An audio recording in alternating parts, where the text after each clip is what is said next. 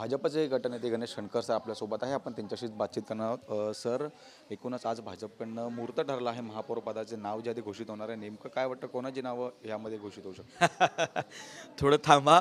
काही क्षणामध्येच महायुतीचा महापौर आणि उपमहापौर अशा दोन्ही नावांची घोषणा होईल. आमचे महायुतीचे नेते एकत्रितरित्या घोषणा करतील आणि मग आम्ही एकत्रितरित्याच दोघेही फॉर्म भरायला जाणार आहोत, महापौर आणि उपमहापौर.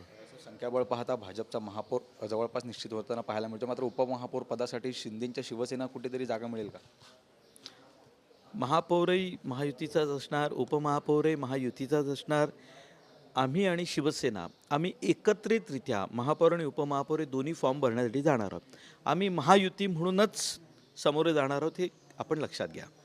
दुसरीकडे बिनविरोध निवडणुका होऊ नये यासाठी ठाकरे बंधू सुद्धा आग्रही दिसतात. ते सुद्धा महापौर उपमहापौर पदासाठी आग्रहाने पत्र देणार आहेत. त्यांची भूमिका आहे.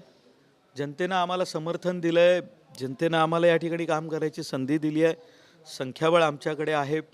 आपल्याला जनतेनं संधी दिलेली नाही, किंबहुना यावेळेला आपल्याला नाकारलं आहे, हे लक्षात आल्यानंतर सुद्धा जर त्यांना या स्पर्धेत उतरायचं असेल तरी लोकशाही आहे. बघा, मी कुणी हे करू नये करावं हा त्याचा प्रश्न आहे, परंतु कुठल्या बाबी सकारात्मक घेणं नकारात्मक घेणं हे तुम्हालाही ठाऊक आहे.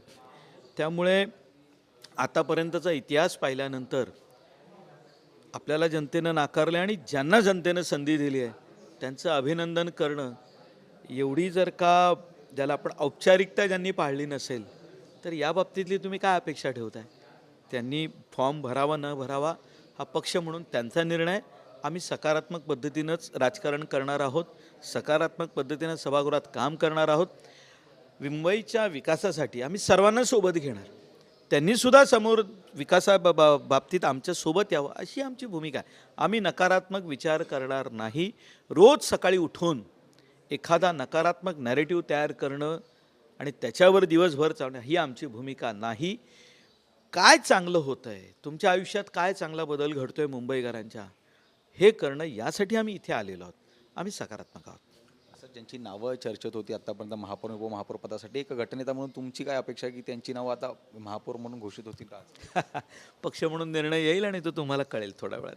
धन्यवाद सर. तर आपण पाहतो की थोड्याच वेळात या सर्वच पदाबाबतचा निर्णय जो आहे तो थोड्याच वेळात होणार असल्याची प्रतिक्रिया गणेश खंडकर यांच्या माध्यमातून देण्यात येते. व्हिडिओ जर्नलिस्ट संतोष बोराडेसह मी जय पवार, जय महाराष्ट्र न्यूज, मुंबई.